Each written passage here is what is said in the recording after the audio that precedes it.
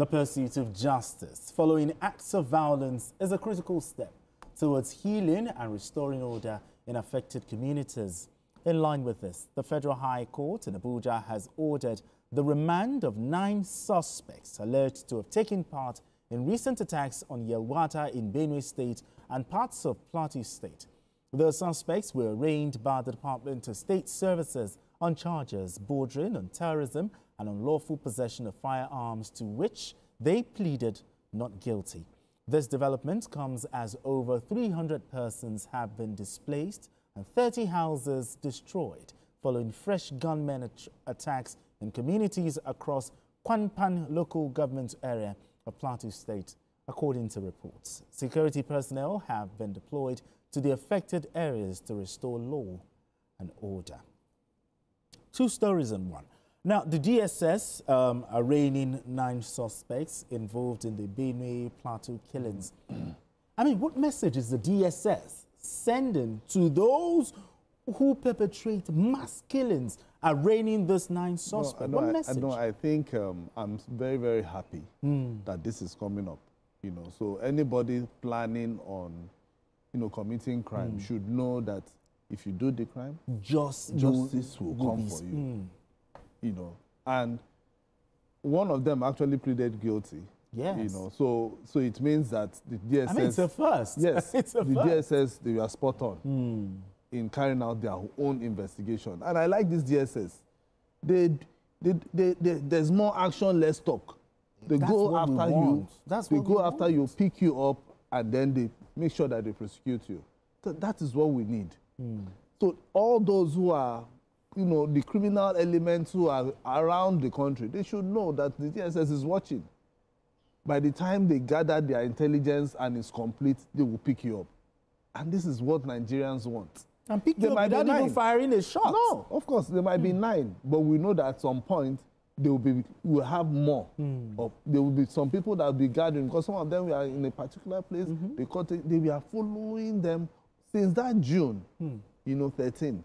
Since June 13, they followed some, they picked the 2 people. They know that, okay, this is what they've been doing. Those who have been even bringing arms and ammunition and distributing to criminal gangs, they've been arrested, including police, because some 2 days back, police also arrested, So, but we need this to continue, because this is the only thing that will give Nigerians hope, that knowing that our security agents are working.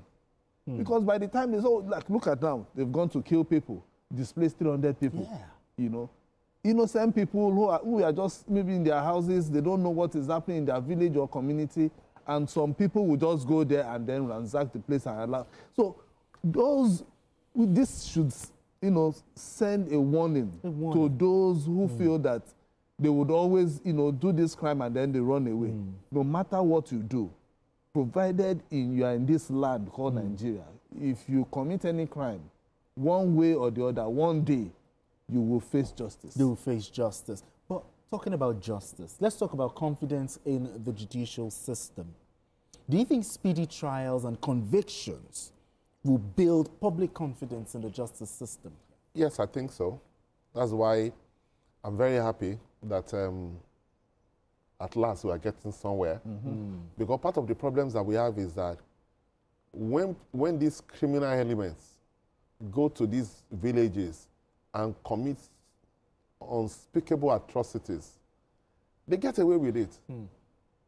We don't hear that they were arrested or they were tried or they were brought to justice. And when people know that they can get away with a crime, they will do it. Absolutely. They will do it. That's why they keep doing it, going to different communities trying to seize people's lands, trying to do reprisal killings and all that. Because they know that they will get away with it. Nothing will happen.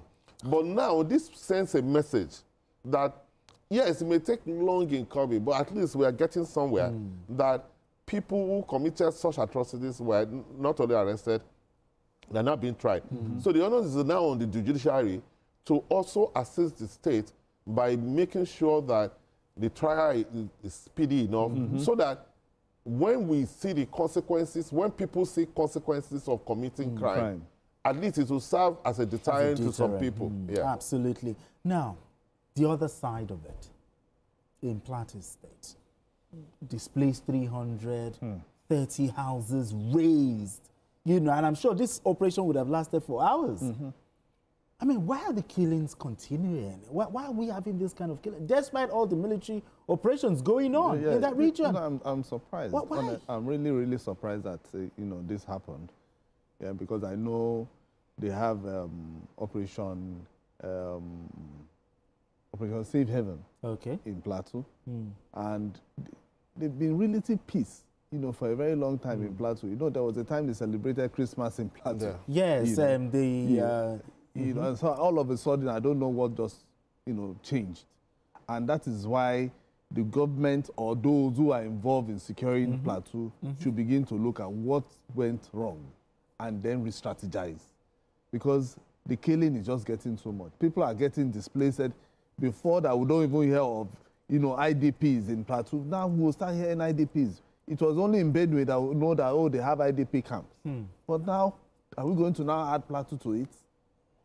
So they need to re-strategize. The security agents need to re-strategize. If it's anything that relates to, reprisal attacks, they should be able to know. And I know that when it comes to Plateau, particularly Plateau and Benue, it's usually about land. Issues about either elder and elder farmers clashes. And the president, in his wisdom, I know, created a ministry of livestock. Exactly. So that ministry has been open enough to see how it can accommodate everybody. And people, I believe people should be able to key into that idea and see how peace can come in. I think the ministry can also come in and see how they can resolve, if at all, it is related to that. Farmer head. If at all is related to that. But if it is the other one that we land issue, they want to dominate, they want to do, that is where the security agents they need to go there and see how they can secure people. People cannot be displaced in their own land or in their own country. Exactly. When it is not natural disaster. So the government has to find a solution to it. The governor is there, he has to find a solution. It's not every time you go there, you say, okay, we'll deal with them. No, we have talked about state police now. Governors should begin to look at, on how they can do neighborhood watch, vigilante, trying to get vigilantes and equipping them so that once these things or people they are hearing or seeing people that are strange, they should be able to send signals to the security agents to see how they can, arrest people. Exactly. Because if we do not do that, I pity, I don't know. These numbers that we are talking about will keep increasing. We don't want that. I mean, now that 30 houses were razed, 300 persons displaced, this is a humanitarian crisis. Exactly. Now, what immediate relief and shelter should the government be providing, to those affected by this? It is the same thing. What happened is just a continuation of what's been happening there. And why it happened is because these criminal elements usually go to villages that are in far-flung places and are isolated. So it is easy for them. It is not possible anywhere in the world for the security outfits to be everywhere. True. It is not possible. So what these criminal elements are doing is just to go to areas where they know that they are isolated and even the terrain may be very challenging. Maybe the roads, the place may not even be accessible by cars and all that. So it is easy for them to do those things, commit those atrocities and move ahead. It's the same thing that has been happening all over again. And what I would suggest is that the government should do the things that we've been saying. One, they should be proactive. They cannot, it is impossible, it is important for them to mobilize people in those communities to be able to form vigilante groups, just something like the JTF, to be able to protect the communities as the first line of defense. Then there must be a rapid response force that will be stationed in different parts of the state that can react immediately to such attacks, so that when you have a structure in place, the people that are involved, the vigilantes involved in the first line of defense, can inform the authorities, and they will be able to now dispatch more forces to go there so that they won't have time to be able to do those things. It's important for them that you must mobilize people to be able to form vigilante groups that will protect these communities. You will form it among the communities themselves. There must be a first line of defense. What is happening is that these criminal elements just identify where they want to go to, and they just do whatever they like there. And there's no resistance of any kind. I mean, they spend hours. We cannot continue to do that. So it is important for them to organize vigilante groups, have a rapid response force, and then put more resources on ground to be able to defend. That is the job of the state. Then the security outfit from the federal government can now also join that, and then we can reduce this thing at least to the barest minimum. I mean, the mayor has actually given his own thought on a strategy, but if you're also to, you know, put in your own 2 kobo, 2 cents, you know, what long-term strategy do you think should be employed to end the culture of reprisal, mass killings, especially in Plateau and Benue? I think the major should be dialogue. The conversations have to continue, have to keep talking. If, for instance, it's something about, you know, cattle farmers, you know, crisis, it's dialogue. If you need land and you need to graze, or your cattle, you need to graze your cattle, you should be able to talk to the people and not go there and lord over them. That is it. You know, so the government will need to just keep talking to those who are involved in it or those who are causing crisis. And just like Mayor said, I think the vigilante thing, this is the period that we need. The first topic we talked about was about state police. State police, yes. It is not, we are not bringing anybody outside to come and do this. These are the indigents. Yes, the people indigents in the there area are the ones that are going to police, you know, their own area.